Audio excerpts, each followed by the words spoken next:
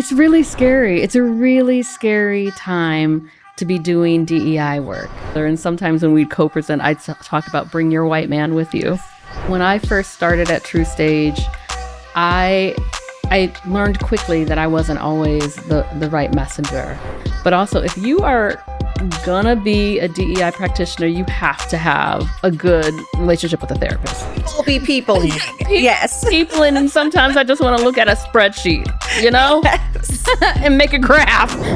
Welcome to Making Progress, a podcast where we discuss and discover what it means to find success in the journey of making change. I'm your host, Myra Reneé.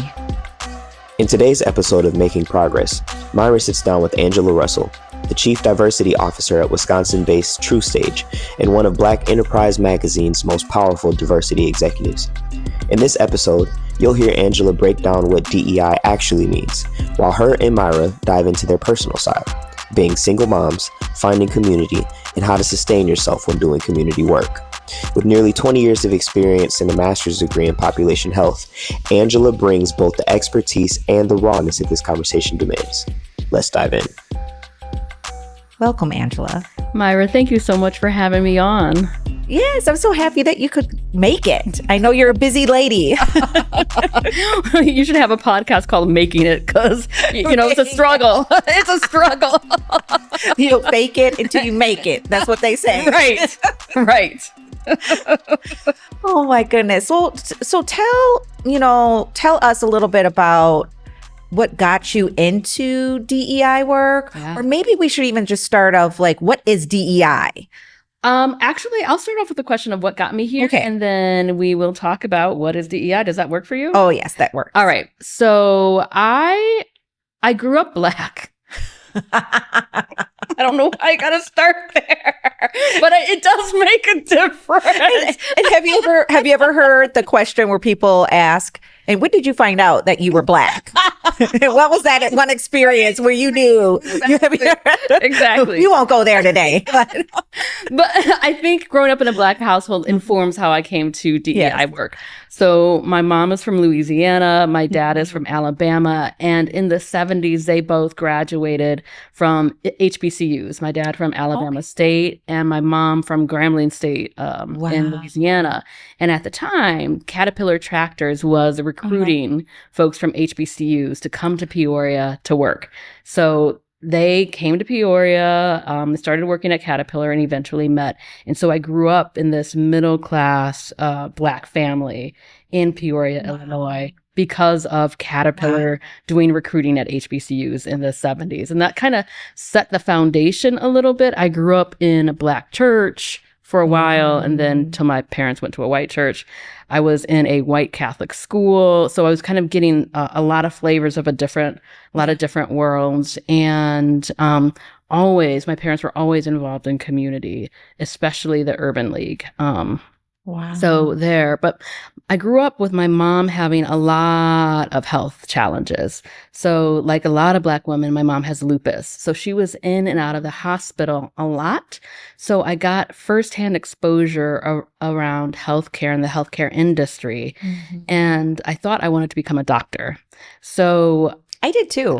We've talked about this, right? Yes. Yeah. So I wanted to become a doctor because I was interested. I was a science kid, interested in health, et cetera, et cetera, et cetera. So I went to undergrad at Beloit College and I studied biochemistry. I was pre-med with the intention of becoming a doctor. At the time, I wanted to be a pediatric oncologist. Okay. Working with kids who had cancer. I know. That would have been tough. It would have been. My nerdy nerd self in high school, I was on the speech team. Went to speech camp, as one does. And my speeches were all about kids living with cancer. Wow. I was really interested in that. What do you think made that interesting to you? What about that? When I was in second grade, there was a first grader who died of cancer. Okay. And then when I was in high school, there was another high school student. She didn't die of cancer, but she had cancer while we were going to high school together. And I just thought it was fascinating about the resilience of children who have really intensive conditions. And Peoria was a hub for St. Jude. So St. Jude mostly deals with kids who have cancer. So there's always this conversation around kids and cancer, but not many high school students were doing speeches about it, but I was. Yeah. But so I was pre-med. And then I had a internship at the state health department in 1997. My kids would say that was the 1900s because technically it was, and they're rude. Very rude. Very rude. But that's when I got exposed to this notion called the social determinants of health. That internship looked at the difference in the disparity between Black women and white women related to breast cancer mortality. And that opened my eyes to a whole nother thing around disparities, but also the difference between individual care and making a difference at a population level. Yeah. So that's when I started getting really interested in what causes differences in outcomes, health outcomes, financial outcomes, et cetera, et cetera, et cetera, and what role does race play in that? So I ended up not going to medical school, but applying to grad school here in Madison, and I have a master's degree in population health with a focus on chronic disease epidemiology. And at the time, there was a place here at center at the university. It's no longer exists. It's called the Center for the Study of Cultural Diversity in Healthcare. Oh, and it doesn't exist anymore. It doesn't exist anymore. But the woman who ran it, Gloria Johnson Powell, was one of the initial members of the Student Nonviolent Coordinating Committee. So to be able to, and I was like her first employee of that center. So to be able to work at that center during the founding of it while I was a grad student was pretty amazing. And so both in grad school and working at the center was really setting the foundation for my interest in doing diversity, equity, and inclusion. And what's interesting also about, and then after that, I went on to the health department and became a epidemiologist for hepatitis C and hepatitis B for the state of Wisconsin. And I looked at hep C and HIV co-infection in the prison system as well. But what was interesting about all of that is that I knew that I had a passion for DEI and doing this work, but I was also very terrified of being the Black woman doing DEI. So I felt like I needed to get all of these other types of credentials outside of the space of that feel-good work, feel good in quotes, to show that, to be able to tell people that I'm actually serious, I'm analytical, I'm not doing this just from a feel-good stance. I'm a scientist. I'm trained to do this. I have a policy background, and all of this fits together. Yes. So that's kind of the overarching background. Yeah. And then in terms of, do you have any questions about that before I go into what is DEI? Well, your resume is like amazing. It's pretty profound, the work that you've done, the experience that you've had. I'm friends with you, and I didn't even know some of that stuff. So I'm just sitting over here some of the other stuff too. But yeah. I mean, the other thing that I just want to say, this sounds so strange, but in terms of making progress, the impact that white men have had on my career has been astounding. So when I think about that internship that I had at the state health department, the former medical director, he became a mentor of mine, Pat Remington. Okay. And then when he eventually went to the university med school, and I was talking to him about epidemiology, public health, thinking I was going to go to Emory or somewhere in DC. He's like, well, you should just come here. And I'm like, well, is there going to be money? Right.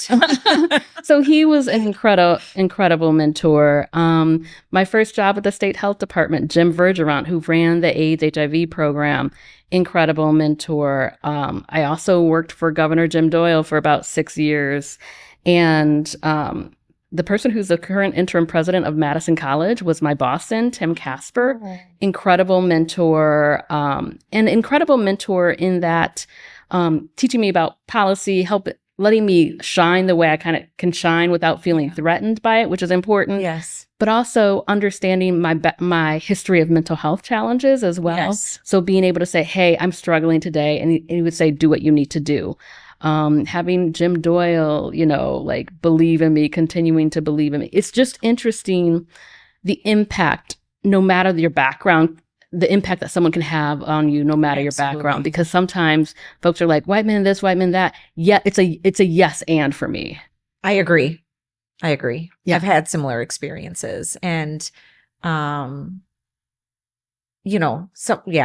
Well, that's a whole other Making Progress podcast. So yes, and sometimes for me, I'll say this: I have not always felt mentored by white women. Oh, that's another podcast. So it's right. Yeah.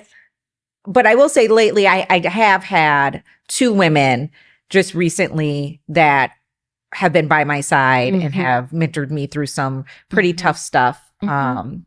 Last year, and they were amazing. Yep. But I can't say that a whole lot. Yeah. Same. Yeah. Same. So in terms of the foundation of DEI, and I think it's really, really important to talk about what is DEI.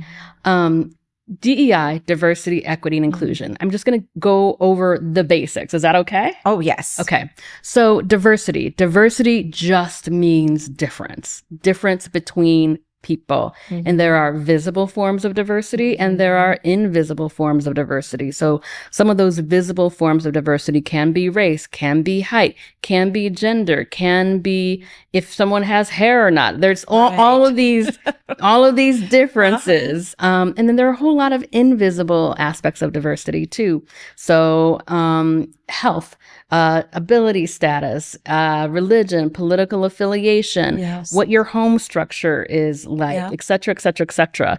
And that whole prism of things encompasses what diversity is. I think sometimes we think that diversity is just race or is just gender or is just age. And it's not. It's difference. I gave this talk at work recently and I'm like, how many people have used the word diverse when they're talking about a Black person? Because that's weird. Right. That's weird. Say what you really mean. Because if you're telling me, oh, I met this diverse person, I don't know what you're talking about. Yeah. And what that unintentionally does is normalize whiteness. And that's not the intention. So say what you mean. A diverse is a group and there's differences among the group. So, and I'll just kind of give an example of what we have at TruStage to highlight the variety of aspects of diversity. So a lot of companies have ERGs, engagement resource groups, employee resource groups, whatever you want to call them. We have 12 different ones. One of them, we have this kind of standard race-based ones. They're open to everyone. So you don't have to be Black to join the Black ERG. They're open to everyone. So the standard race-based ones, we have one for veterans. We have one for LGBTQIA. We have one for domestic abuse survivors. We have one for caregivers. Yes. We have one for young folks. And it's so important to understand that if you're a caregiver in the workplace, the challenges that you face doing the day-to-day job impacts how you can show up. Absolutely. So that form of diversity is really, really important to understand, not only as it relates to being the most engaged employee, but if you think about our products and services that include all different types of insurance, what caregivers have to go through in accessing different types of insurance products when they are needed. Right. So it informs both how people show up at work, but also informs how we practice our business. Yep. Wow. So that's just diversity. So that's just D. that's just D. Did you have any questions about that before we go on to E and I? No, I love the point though of talking when we're using the word diversity, that we're not just talking about what we think is. Also too, another word that people use is like ethnic, right? Right. Like to not use it in that way. Right. I remember, so I teach at Edgewood and I've had a couple of classes that they catch on really quick and others that they don't. And the majority of my class is white because we're in Madison, Wisconsin. And I always talk about the very first class. I'm like, tell me what your culture is, what your race is, what your ethnicity. Like we do this kind of like little thing where they have to like write down all those different things. And they're like, they can't figure out what their culture is. They're like, I don't have a culture. They think they don't have a culture. That's interesting. And then also you know, they don't know that they have an ethnicity. Huh. Because they're like, I'm just white. Like, you're not just, well, you know, we know race is a made up construct, yes, but totally. I'm like, but you're not just white. You do have an ethnicity. Yeah. And so it's just very interesting that, you know, white people have been bamboozled out of their own identities. Absolutely. Into like buying in this, I don't know, kind of assimilation themselves, you know, into this like American culture that they don't even know is a culture. Fully. Yeah. Yeah. It's fascinating. And the more we dug into that, you know, the more they could see the differences between themselves of like, you know, I'm from rural Wisconsin. Yeah. I grew up in farm culture and, you know, and football was really important. Right. Or, you know, all these things, you know, and some people are like from bigger cities and, you know, so they were able to kind of then dig in a little bit deeper about what cultural differences are. Yeah. And I even think about cultural differences as it relates to religion and religious practices. And there are so many rituals that are different based on, and that those rituals inform culture. So it's fascinating. Yeah, it is. Yeah. Should we get to E? Yes, let's get to E. Equity. And what I'm going to do in talking about equity is kind of paint a visual picture. And it's not mine. I'm going to use the work of Robert Wood Johnson Foundation. And so most of my career prior to joining TruStage was in the government. And we talked about treating everyone the same. But in treating everyone the same, we are focused on equality of input as opposed to quality of outcome and experience. And here's the picture that I'm going to use. Okay. So picture 4 people going on a bike ride. You got that image in your head? Yes. Okay. Each person is different. You've got someone who's like 6'5". Okay. You've got someone who is child height, which is my height, 4'11 3/4. You've got someone who is like 5'5". Okay. And you've got someone who doesn't have the ability to use their legs, but they all want to go on this family bike ride. In an equality model, you give everyone the same bike. But that doesn't ensure the ability to participate, right? So the 5'5" person gets the same bike as a 6'5" person, as a 4'11" person, and the person who doesn't have the ability to use their legs gets the same thing as well. That is not equity. Right. Equity is making sure that everyone has what they need in order to participate in the bike ride. So the person that is 6'5" has a bike frame that fits their body more appropriately. The person that's 5'5" has a bike that fits them. The person that is child size, my height, gets a child size bike, and the person that doesn't have the ability to use their legs gets something that they can use their arms to pedal the wheels. Yeah. So in an equity model, you're focused on, can everyone participate in the bike ride, and do they have what they need in order to participate? And what that requires is trust and communication. So if I'm just going and saying, hey, we're going to go on this bike ride, everyone gets the same thing, I'm not seeing that person. I haven't asked what they need, and I haven't asked what would make it a doable and good experience. Yeah. So it's really giving folks what they need in order to participate. Equity is focused in on equality of outcome and experience as opposed to the equality of input. Yeah, I love that. I love the analogy. I feel like moms do this all the time. Like when you have multiple kids, you know? Right. Like, and then they're always like, well, why did, Susie get this and you did this and you have this understanding as a mom even that Susie is different. You are you, and that, I have to do this for this child because this child, this is their needs, and this child's this, and so it's not that you kind of understand that as a mom. Like, I think that would be an easy concept for people to understand, but it's not easy. Why is this so hard for people to understand equity? Fear of difference, fear of diversity, and fear of someone's getting something that I don't have. So even as moms, you hear kids say, oh, that's not fair. And I'm like, well, life isn't fair, but that's a whole nother thing. Right. But it's fear, jealousy, and quite frankly, lack of understanding. Right. One of my favorite examples of equity is, it was an article written for the Stanford Social Innovation Review years ago by Angela Glover Blackwell. She founded and started Policy Link, and she has an article called The Curb Cut Effect. And the curb cut effect in this article talks about the history of disability rights and trying to get curb cuts on sidewalks. And that was a fight. It was a fight, but it happened. And again, it was talking about, having that equitable equality of outcome in terms of experience, and not like having to like have your wheelchair kind of just bounce off the sidewalk, having a smooth pathway.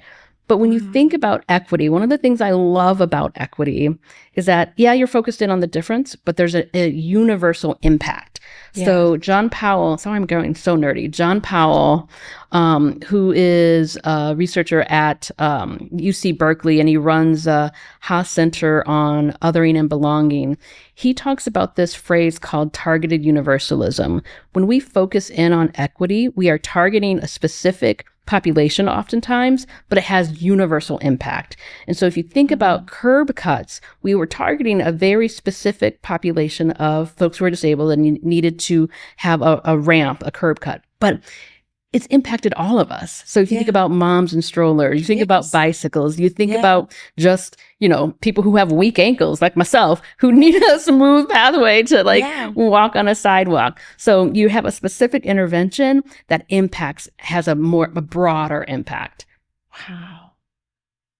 I'm so curious as to what's going through your head right now. Well, I'm just thinking about how many other things that we do take for granted in our everyday living because of, a DEI initiative, and that it's just become a part of the culture or what we expect. So that's what I'm wondering now. Yeah. Like things in our classroom or learning things that we probably don't even know or realize fully that we're benefiting from. Yes. In our learning or our workplace environment. Yeah. I mean, so much. I think about closed captioning.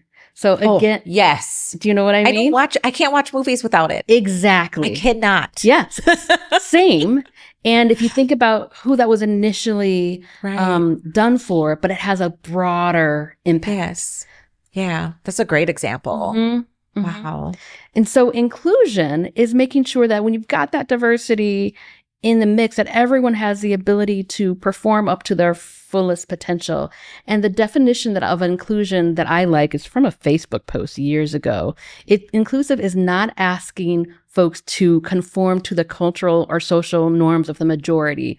It means that diversity is so vital that folks will understand what folks need and have their needs met. Inclusive is creating that environment where differences are valued and appreciated, and we learn from each other. Yeah. I have a very small example.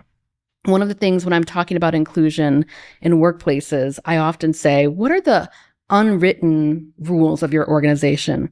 When you don't think about the unwritten rules of your organization, you're asking folks to conform to a cultural or social norm of the majority that people don't necessarily know about. How do people know their unwritten rules at their company? You ask. So when I started at TruStage, because now I'm thinking about my business. Right, and I'm like, what would be our unwritten rules? Okay, give me some examples. Every organization has one. When I started at TruStage, we used to be called CUNA Mutual. I'm like, I interviewed like 20 people. I'm like, what does it mean to be successful here? And what I heard time and time again is you have to become CUNA mutualized. I'm like, wait, I was hired to DEI and you're telling me to assimilate. And they didn't know that that's what they were saying. But it's like, you have to be able to use this program well, SharePoint. I still suck at SharePoint like 10 years later. And it's little, it's like little things like that. And you won't know until you ask, because unless people pause and say, what are these? And asking different people, you're not going to know. So our organization is very relationship based. So when we're doing onboarding, making sure that people know it's very relational. Here are the people that you want to meet. Years ago, before the pandemic, we had a we had a policy change where people would have to take out their own garbage out of their offices, out of their cubes or whatever. We just thought that was a given that people would know. So there was a new person who started, and they were like, why does my garbage keep getting so high? And why is it so stinky? And why is no one emptying it? And it's like, oh, we didn't tell you. So it's those little things that either create an environment of inclusion or exclusion, not explicitly, but implicitly. Does that make any sense? It makes so much sense. Something's happening for you, Myra. I'm thinking about anesis, and like what are our, unspoken rules. I think we're very like relational based too. Yeah. And then I was just thinking about like how our garbage disposal doesn't work in our kitchen.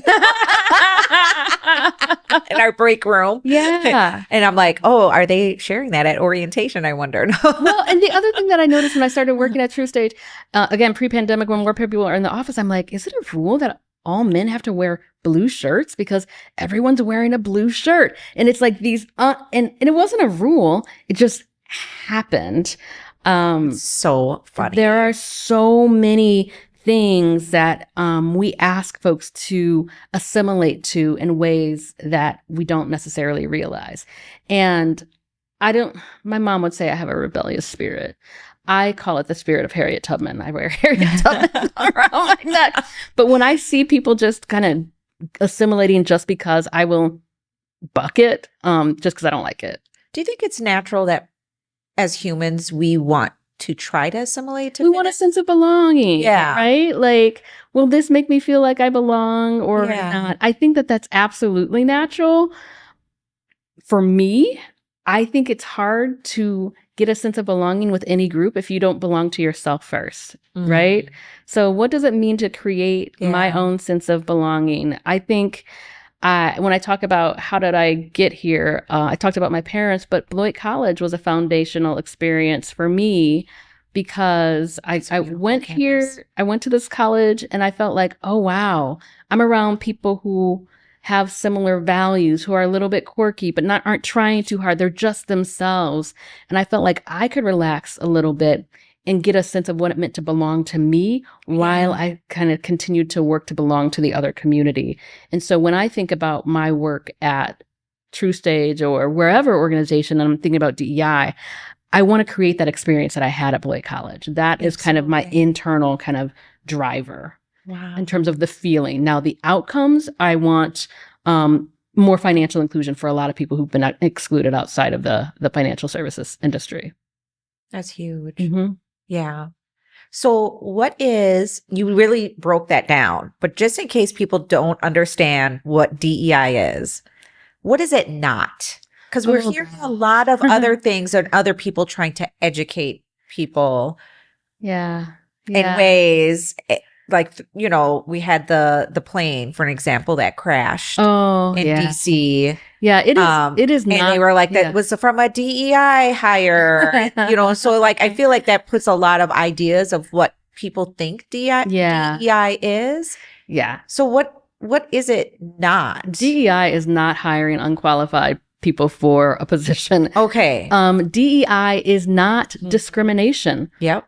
So when we talk about wanting a diverse candidate pool, you cannot make decisions on hiring related to protected classes. That is illegal. So DEI is not discrimination. DEI is really, and I actually learned this from Jim Doyle. Okay. Jim, he talked about in his administration making sure that he cast a wide net to get the best candidate. And when you cast a wide net, you're gonna get more diversity, meaning difference. Yes. And then you can hire the best person for that job based on that wide net that you cast. Yes. Wow. So I think I really hope people can grasp this. Now, the word DEI is becoming like this really scary word that companies are shying away from. Some are rewarding it into something else and still kind of doing the same practices. what do you think about all of this and people being scared, and some people are even feeling like it's illegal to have DEI type policies or a department within their office? What are we to think about all of this? It's so confusing. I even talked to people who are like, work in colleges, and then I talk to people who are working in government, people who are working also in nonprofits. Yeah. And I was really interested. Last night I talked to someone who was in a nonprofit sector, and they were scared. And I was like, why are they scared? I don't know. So it confused me. It's really scary. It's a really scary time to be doing DEI work. You've seen a lot of the executive orders, and a lot of nonprofits, a lot of universities are being directly impacted by those executive orders in terms of their funding streams. So if they get a lot of funding from the feds and you've got these executive orders, it feels very threatening. And it is very threatening because we see some changes happening. I think it depends, and the fear is everywhere. So it's in nonprofits, it's in academia, it's in corporation, et cetera, et cetera, et cetera. And I get it. I fully get it. I'm going to be a little extra right now. I'm always extra. Bring it. What was that? Bring it extra. I'm thinking about abolitionism. Yeah. And how risky it was for a white person to be practicing abolition because it put them at risk as well. Yep. It's a similar type of feeling. Yeah. Well, I wasn't there, but I imagine that it's a similar type of feeling. For TruStage, I mean, the first several weeks of the year were hard because we had to figure out are we going to change our wording? Are we going to do all of this? And working closely with our attorneys, working closely with our government relations, and ultimately getting back to what our mission was and our vision is. We've been on this journey for a while, over 10 years at this point. Yeah. And I say that because that matters. I think a lot of organizations really started their DEI practices after the murder of George Floyd, and which is good. And we knew this. Though. Yes, we did. I feel like we knew this. Yes.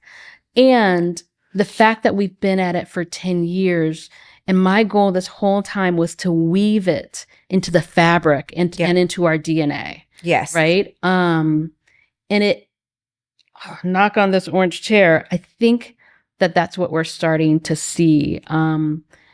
And really, again, if our mission is creating brighter financial futures that are accessible to everyone, we cannot live into our mission without understanding diversity, without understanding what does equitable financial services products look like, and without understanding what does financial inclusion mean for our employees and our consumer base. We cannot do our work effectively and live into our mission without this.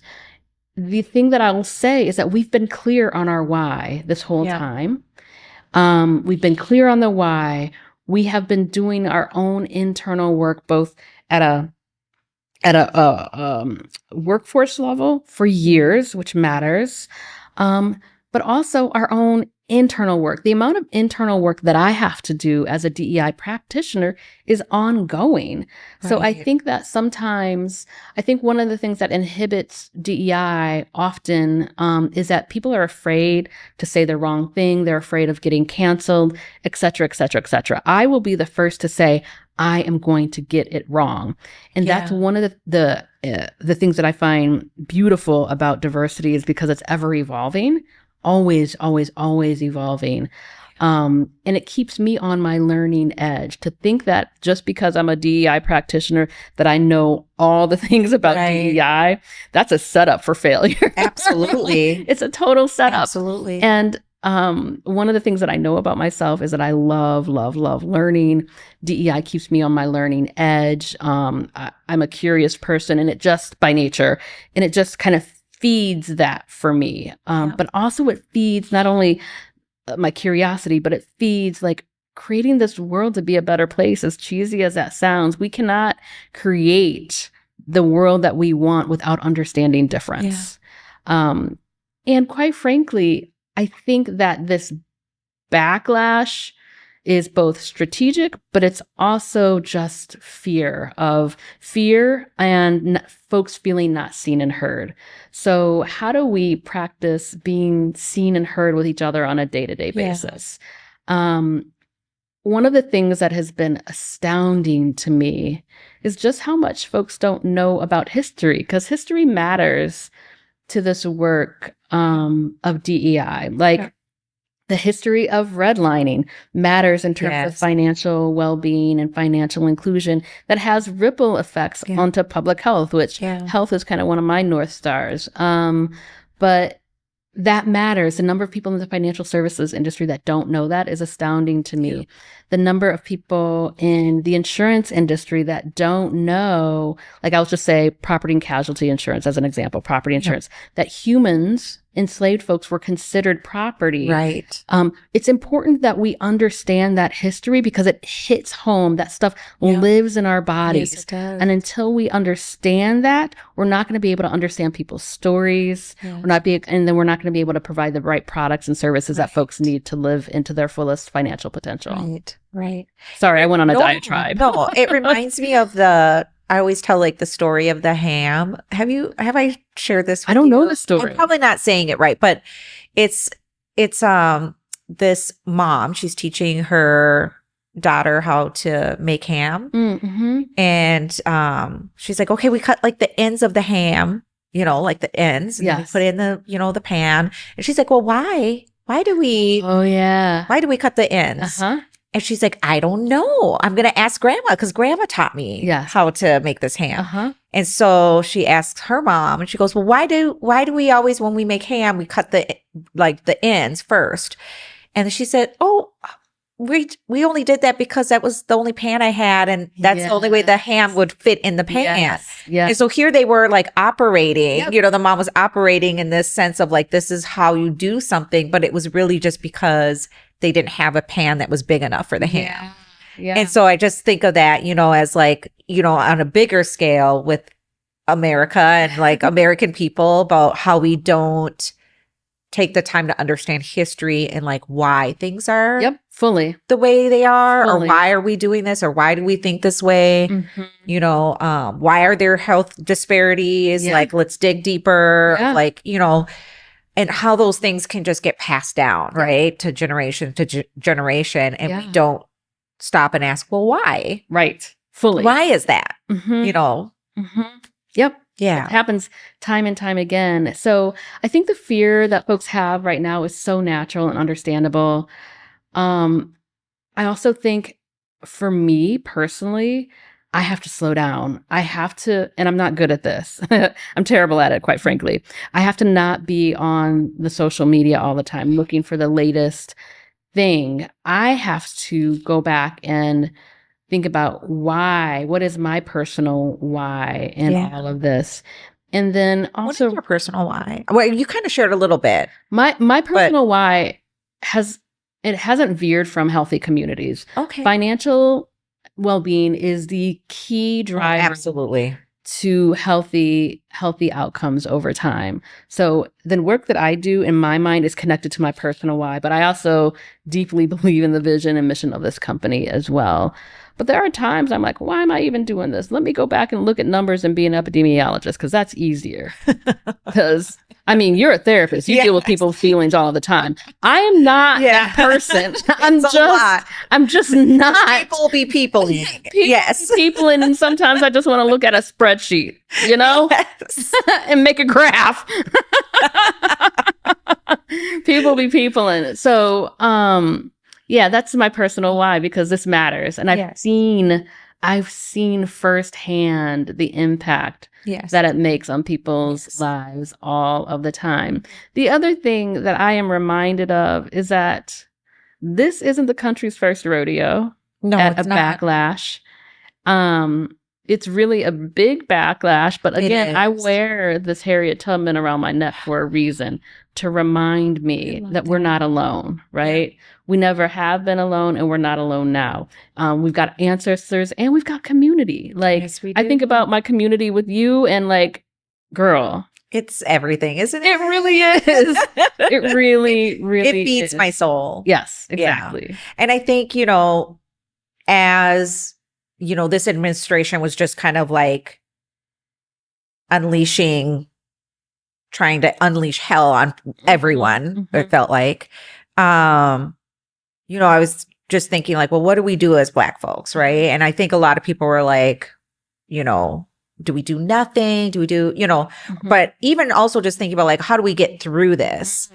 And I just think back to like, well, what have we done? Yeah. What have our ancestors done? Fully. And I just think like, you know, joy and love and the arts and being together and being in community and being in prayer and being like whatever your spiritual part of you, you know, you work that.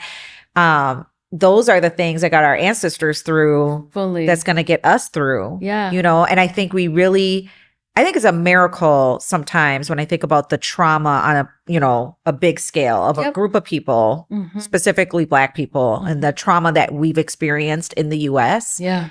And the fact that we still love, like we still fall in love and raise beautiful babies and we show love to so many people and to our community, I think is just such a beautiful, I think, a miracle sometimes. Just me studying trauma and knowing what it does to the brain. Yeah. And I think that community piece is what keeps us. I agree. And that's what keeps us loving and, you know, doing all the things. But it's really an act, you know, of kind of not going with the system because the system is telling us we should be oppressed. Yep. But yet we're still choosing joy. We're still choosing peace. We're still choosing to show up and be our authentic selves and be in community. Yeah. So I think it's really, really powerful. I agree. And I mean, I think that one of the things that is important for me is to not spiritually bypass or gaslight ourselves too, to think that it's only joy. Yes, it is fully joy. It is juicy joy. It is soulful joy. Yes. And there are days. Yes. There are days where it's just really hard. And rage.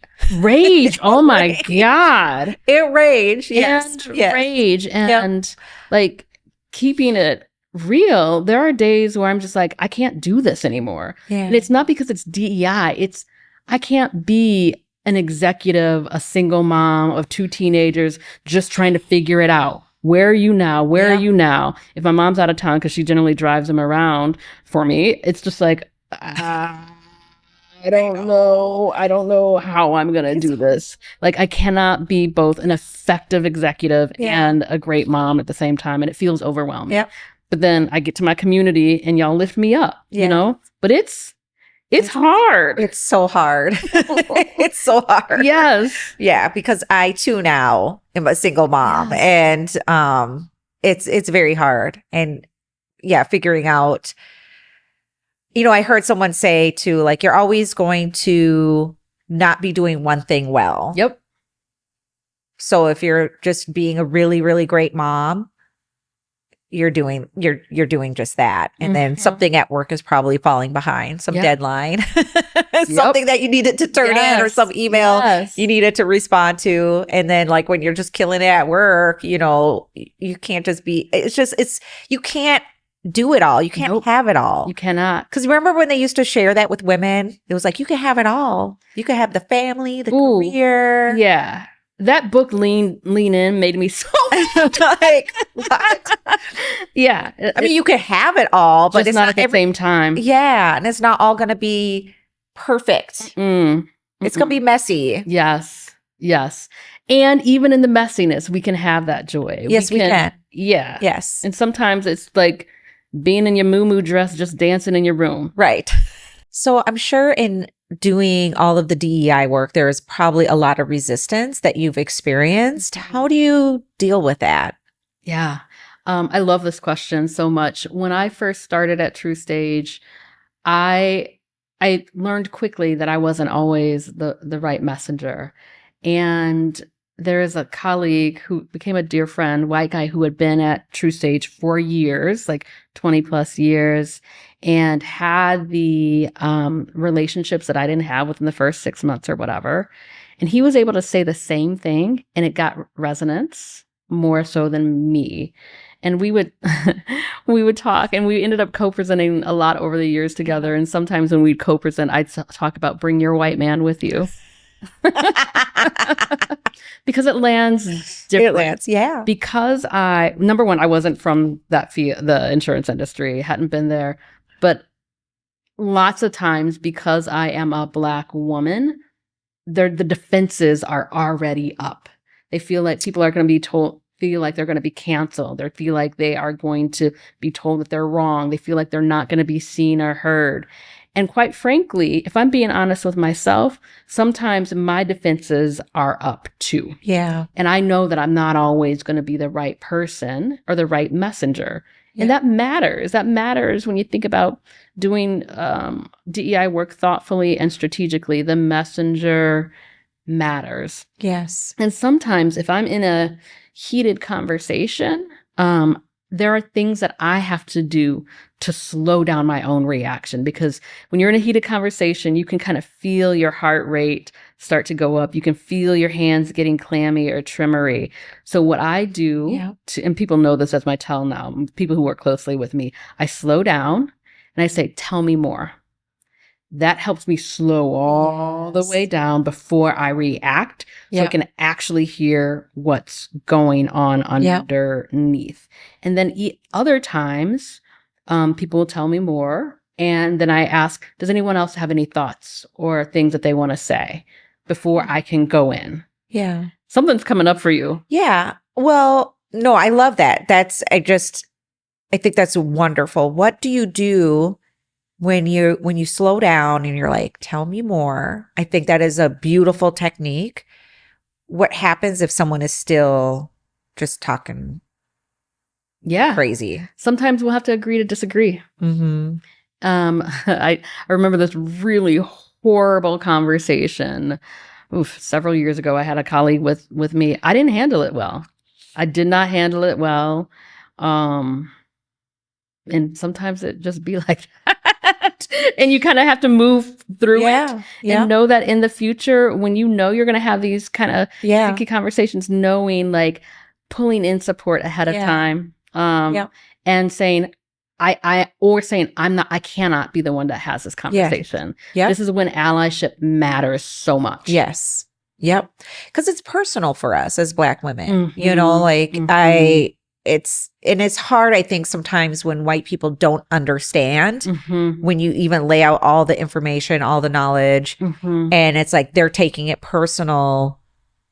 Yeah. And it's like, but you're not personally affected or hurt. Yeah. You know, and so I think that sometimes that can be really frustrating conversations. Yes. I remember in my undergrad, I did this civil rights trip. And it was like during a J term, we actually went to like all the sites. We went to like Selma, you know, across the Selma Bridge, went to Montgomery, and went to museums. But then we also went to places where, like, actually, like, by the road, like, this is where these protesters were killed and pulled over. And, you know, like, we went to all the different sites.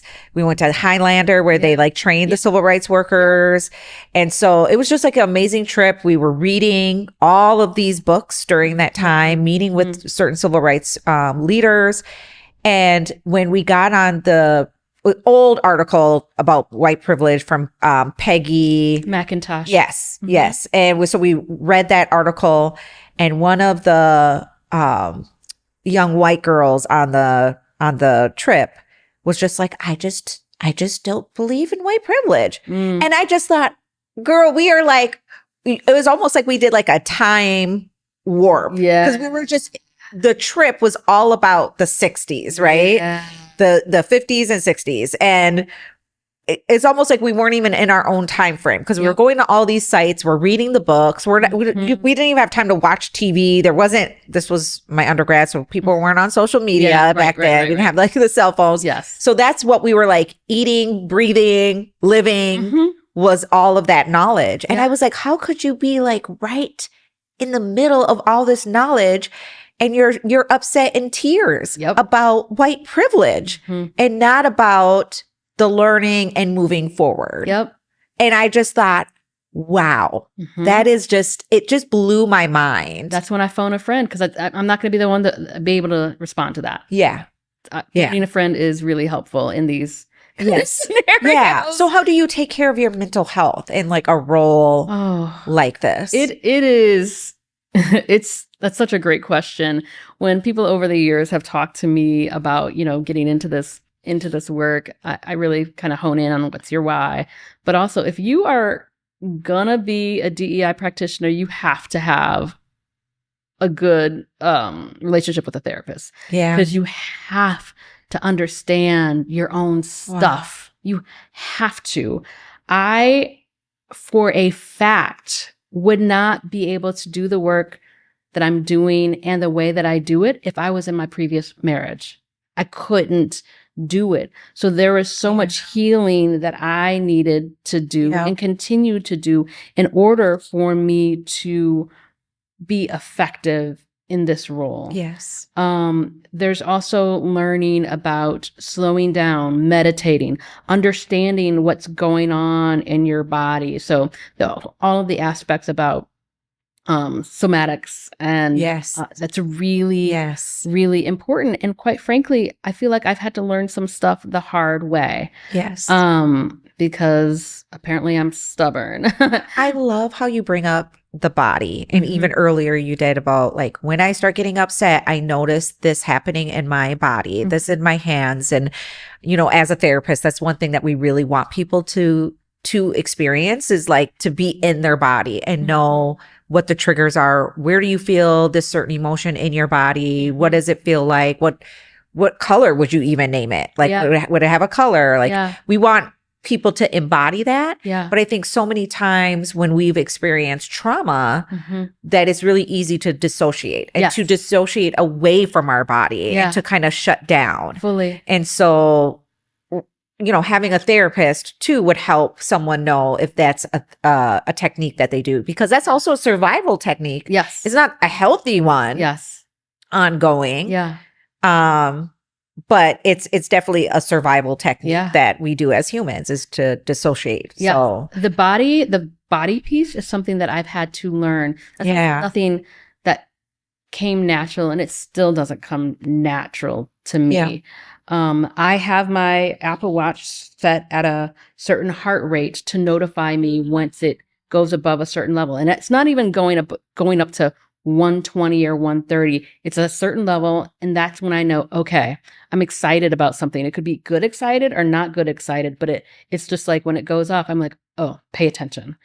And I also have... I love that. And do you get a chance to pause actually and check in with yourself? It depends. What am I feeling? It depends. If I'm in a conversation, not necessarily, but it's a reminder for, like, I could take a microsecond just to like, okay, wow. you're getting something, something is happening.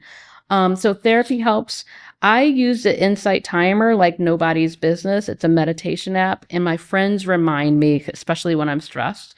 Dear friend recently reminded me about meditation practices that focus in on the body and self-compassion. I am someone who has to be guided. So this guided meditation around, okay, what are you feeling? Where do you feel it in your body? Yes. Why don't you just hold yourself there right now and know that it's okay? I have to do that, and I have to be guided, or else it's too easy to disassociate. Yes, absolutely. I try to have that kind of meditation practice every day. I love that. But it's work. It is work. It's work. And you have to be very intentional on that. And those things for yourself. Community and friendship, huge. So huge. Huge. So huge. And you know this, figuring out who the right friends are in terms of who you can actually show up for. Yeah. Who you can be your real self for is real. I feel like sometimes I don't know how to talk about this, but sometimes there's jealousy in friendships, which is not an actual friendship, because you can't, then it it prevents you from being able to share the good and the bad, and I want to be able to share it all. Yeah. Honestly, part of my self-care too is my kids. Like when they are doing well, it makes me happy. Yes. When they are not doing well, I have to up my self-care practices. When they are struggling, I have to like go extra hard. It's like taking a medication. Yes. And it's harder the older they get because you can't do a lot for them. And co-regulation as a parent of teens is so different compared to when they're 2, and how you can pick them up and, you know, and comfort and co-regulate in those ways, or how you don't have like overreactions to, and they kind of like learn how to deal with their emotions. It's very different with their It really is. It is. How do you hold space? I mean, we figure it out, but it's just very different. Yep. The other thing, this sounds so basic, and it's so basic. A few years ago, maybe 2 or 3 summers ago, I took myself to this place way up at the top of Wisconsin called Wild Rice Retreat in Bayfield, Wisconsin. I took myself on a 3-day just solo trip. Nice. And it was like in a cabin along Lake Superior. And every day food was made and at a certain time. And I'm like, and it was basics. I got good sleep and I ate well. I ate healthy and I moved every day and I meditated. I'm like, oh, these are the basic things that I toss out the window sometimes when I'm stressed. Yeah. Like, so knowing that I need to eat at regular cadences is helpful. Like, I forgot about that. Knowing that I need to get some movement. It doesn't have to be like kickboxing. I don't do kickboxing anyway, but it doesn't have to be something that's intense. It's just movement. Yes. Slowing down. And like, these are basic. So when you think about raising a little kid, are you hungry? Are you tired? Do you need to move? How do we apply that to ourselves as grown-ups? Because it's hard, because you're just thinking about what's on the to-do list. How am I, my go-to kind of, place that I go to when I'm really stressed is not being good enough at anything, you know, but like, oh, have you eaten? Are you hungry, girl? Are you thirsty? Go get some water. You're fine. You know, those kind of basic self-care things are really, really important as well. Yeah. Because if we don't take care of ourselves as adults, that stress just breaks down every part of our bodies. Fully. Our neurons, everything. It disrupts our sleep. It's like all of that. Like, cortisol, just increase. Like, so we know all the studies with kids, and we know that they need routines and all these things. And then you're right. We don't apply it to ourselves as grown-ups. Correct. We need sleep. We need to eat. Yes. Yeah. Another really small, but I think is important for me, and it has been important to me, is as a melanated person in Wisconsin, get your vitamin D levels checked. Yes. I tell all my clients that. It matters so Every much. single client. I was going around just depressed and sick and tired. Got my vitamin D checked. Why was it at a 7? Yeah. Right? Mm-hmm. Same thing for my kiddo. I'm like, he struggles with some mental health stuff. Got his vitamin D checked. Same. Way below. So my son too. Yeah. So I take really bad. Yeah. Did your son get the shakes in his actual physical body from low vitamin D? So my youngest son actually started getting like shakes in his lungs, and he kept saying he couldn't breathe. That's how much it affected. And if you look it up, like if you WebMD it, you know, Google, it is a major side effect. Yeah. I mean, that your vitamin D can get that low. Yeah. And so he's been on these pills twice. Yep. They're really strong. The 10,000 milligrams once a week. Yeah. Yeah. Because his vitamin D was that low. Yep. And it's from our long winters that we have here. And it's really serious. It's really serious. It's really serious. And he had mental health issues too, around like his anxiety. He has anxiety. Yes. But it increases it's so high when he's low on his vitamin D, to the point like he can't even get to school. Yep. Same with my kiddo. And quite frankly, for me, I struggled sometimes as well. Like there was a period in my career, and I don't talk about this often, but a friend of mine would call me every day. Have you gotten up? Have you put on your clothes?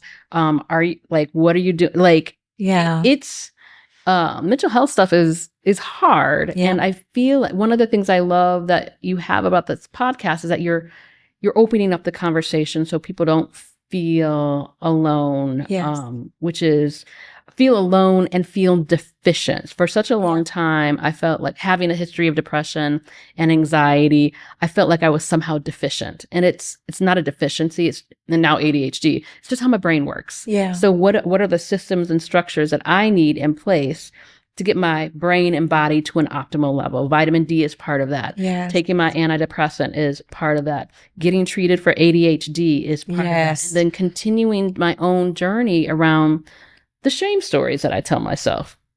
Yes. And that's I'm a work in progress. Yes, we are. Mm-hmm. And speaking of progress,